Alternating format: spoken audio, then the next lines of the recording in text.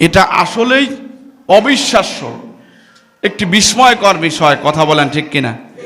জোরে বলেন ঠিক কিনা? সম্মানিত হাজরিন, এর কারণ হলো এই যে আমরা সূর্য দেখি, এই যে অন্যান্য গ্রহ দেখি, যত তারকারাজি আমরা দেখি, নেপচুন, বুধ গ্রহ, আরও যত গ্রহ রয়েছে, এগুলি সব হলো মহাশূন্যে। এগুলি সব কোথায়? মহাশূন্যে। সূর্যের তাপমাত্রা হলো 1,40,00,000 সেন্টিগ্রেড।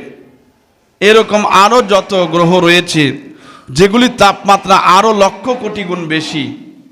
এই যে মহাশূন্যে এরকম বিশাল তাপওয়ালা যে আপনার গ্রহগুলি রয়েছে, এই গ্রহগুলিকে ওভারকাম করে, পাস করে, এরপরে 7টি আসমানকে পাস করে আল্লাহর আরশে আজিমে যাওয়া, আল্লাহ পাকের দিদার লাভ করা, এটা একটি বিস্ময়কর বিষয়। কথা বলেন ঠিক কিনা?